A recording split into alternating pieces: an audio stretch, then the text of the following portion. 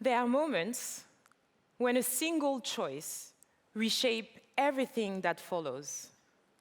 And today, I want to tell you about 3 of them. The first one is not mine.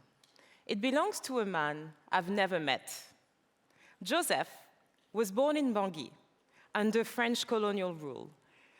By any measure available to a black man born under colonial rule in Central Africa, Joseph had arrived. He studied in France at Saint-Cyr. He studied in Indiana, in Washington.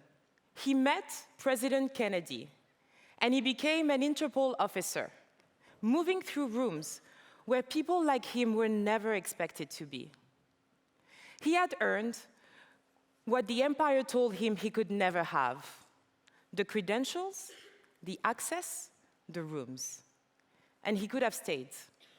No one would have blamed him. Most people would have. But in 1960, when Central African Republic got its independence, he made a bold choice. He left. He decided to go home. He chose to take everything the world's most powerful institutions had given him and placed it where no one was looking, to serve his own people. He became chief of national police in 1969. And when a dictator called Bokassa came to power, had him killed, because a man unwilling to participate into corruption was a threat to everything corruption had built. After Joseph died, my grandmother, Christine, was put in surveillance residence in Sudan with their 5 kids, cut off from school, from family, from everything. She smuggled textbooks into cassava bags so she could keep educating her children in secret. My grandparents told me something, one of the most important things I know.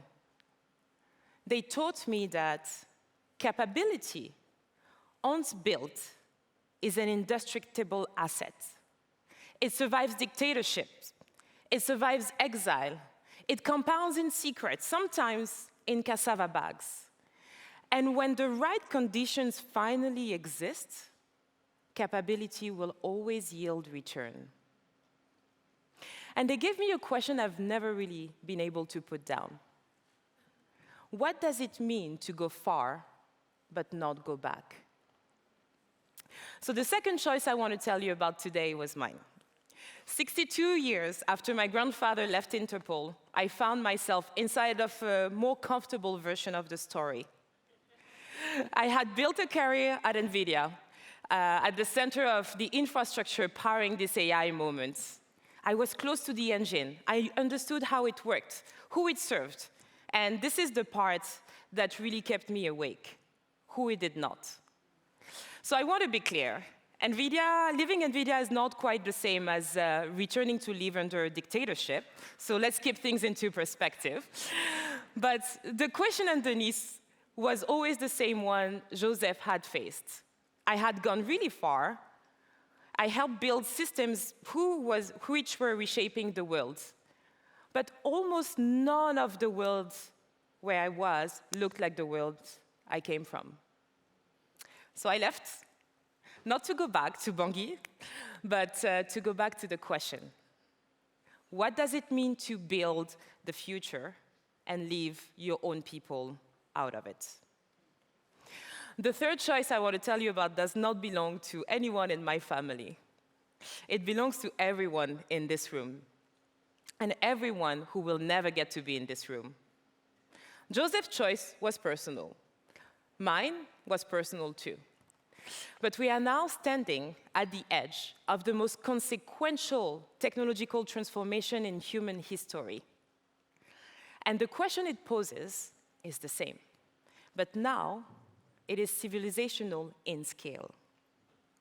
Who will it serve? Will the architect of this revolution build only for the rooms that they already occupy? Or will they turn towards the places and the people that power has always found easiest to forget? So let me ask this plainly. Whose freedom is today's AI serving?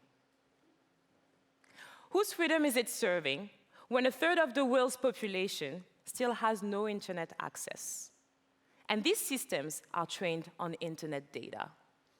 If you are not on the internet, you do not exist to those models. Your knowledge, your culture, your language do not exist. You are invisible. Whose freedom is it serving when 90% of the global data center capacity sits in just 3 regions? Africa, with 19% of the world's population, has less than 1% of the global compute capacity. And when I say less than 1%, the real number is closer to 0 than 1. Whose freedom is it serving when you have brilliant developers in Manila, in Nairobi, computer science graduates, ideas fully formed, who are stuck at the bottom of the AI value chain? Not empowered to build it, not positioned to own what they create, just labeling data. These are not oversights. They are not gaps. They are designs. And the good thing, though, about designs is that they can be redesigned. But to redesign them, we need to be precise about what it is that we are asking for. Because I think we've been using the wrong word too often. We call this inclusion, but inclusion is a gift someone gives you, you know? It is a seat at a table someone else has built, and someone else can take back anytime. What we should actually be talking about is sovereignty. And sovereignty is not isolation. It is not a rejection of the global. Sovereignty is a choice. The choice over your own infrastructure, the choice over your data, and the choice over how value is created and who benefits from it in your own economy. The agency to build and educate your people, but also to protect what is sacred: your culture, your rights, your resources. Without it, you are included in someone else's version of the future. You are a digital tenant in someone else's version of it. And that is indeed a very efficient way to be recolonized in the age of AI. So now, here is what I know about the global majority. I know that constraints has always been our superpower. Limited banking infrastructure? In 2007, long before WeChat Pay and Apple Pay, M-Pesa was born in Kenya, and now used by more than 96% of the population. M-Pesa taught us something very essential.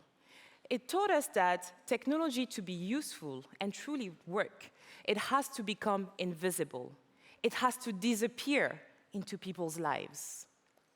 No wind power grid? William built a windmill from scrap metal in Malawi during a drought to power his family's home. No engineering degree, no capital, just a problem and a refusal to say no. And then there's Clinton, a data scientist from Nairobi, who built 3 startups before graduating, from wildlife conservation, beehive monitoring, and deforestation, problems that mattered to the people around him. Today, he's the head of data science at Amini, and he recently released the foundation model for Earth science, fully open source, not a massive, extractive, large model, but something small, fast, and deeply contextualized. On his team sits Jackie, who scaled it across geographies and language that the big models were never built to reach, supporting communities from Barbados to Kenya to Nepal. And Jackie is sitting in this room right now. Hi, Jackie.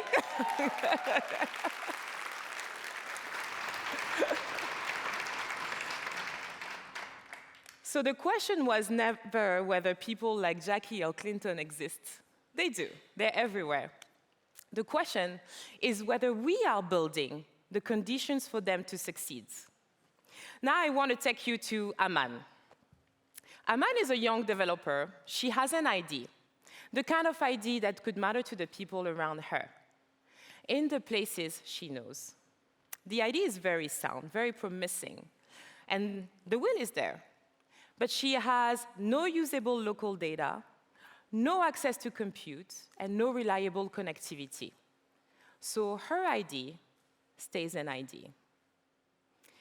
Now imagine you are Aman's ecosystem, and you have two options on the table. Option one, you buy Aman a solution to distribute to her community. A beautiful model built by American companies, fast, imported, deployable in weeks. The solution gets patched really quickly, and the problem is solved. Option number two, you invest in building sovereign infrastructure. It takes longer, it is harder, it is very costly. But Aman gets to localize and build many times, not just use. Which one would you choose? We made a choice at Amini to choose option two, building layer by layer, because there are no durable shortcuts. First, the data. Across the global majority, knowledge exists in two undigitized records, government papers, civil documents, but it is fragmented, analog, invisible to any AI system. But it is indeed the richest raw material in the digital economy. We make that data legible, therefore visible and usable. Then secondly, the compute. AI cannot run only on distant and expensive cloud. So we bring compute closer to the edge, closer to the people. It is modular, it is renewable powered, and one unit can serve 10,000 students and developers like Aman. Then the connectivity. None of it holds without it. So we turn idle spectrum into 4G and 5G networks that actually functions where most of the world live. Each layer took longer to build, but each one compounds. Today, we've trained over 15,000 data scientists across the global majority. We've digitized millions of records across the region, reduced insurance costs for farming communities by more than 30%, and we've reached over 500,000 farmers across the globe.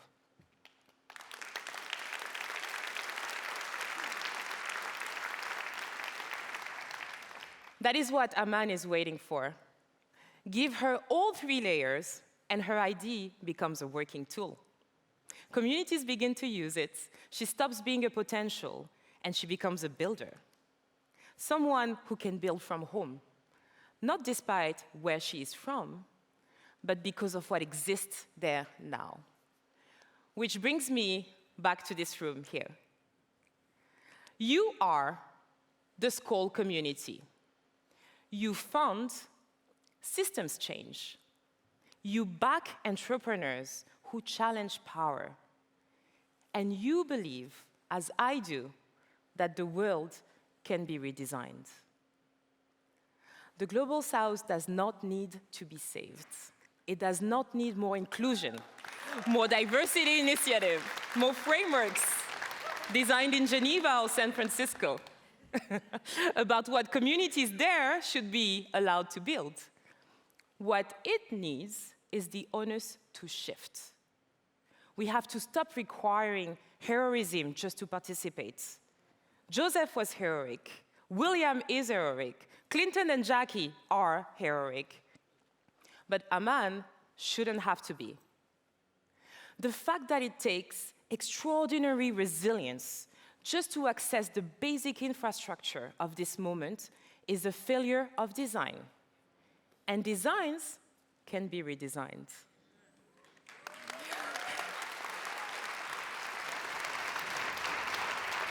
The blueprint already exists, the talent exists, the ideas exist.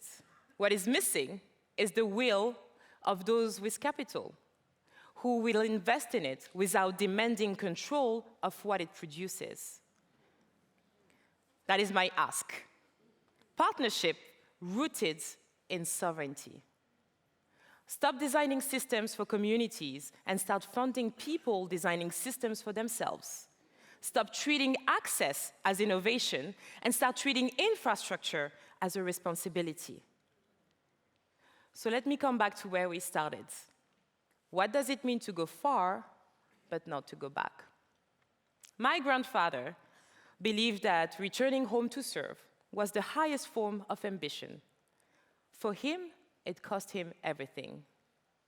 But for the next generation, the 1.2 billion young people who will enter the digital workforce in the next decade across the global majority, I want the answer to be far simpler. I want them not to have to choose between going far and going back. I want them to be able to build from home. Not because someone included them, but because someone built the road. The AI revolution is not written in Silicon Valley. It is being written in Manila, in Nairobi, in Bridgetown, in Lomé in Jakarta, and in Bangui. And when the history of this AI moment is written, the question will not be how advanced our systems have become. The question will be far simpler. Who did they work for? What we build today determines who benefits tomorrow. And our responsibility, every single one of us in this room, is to make sure the answer is everyone. Thank you.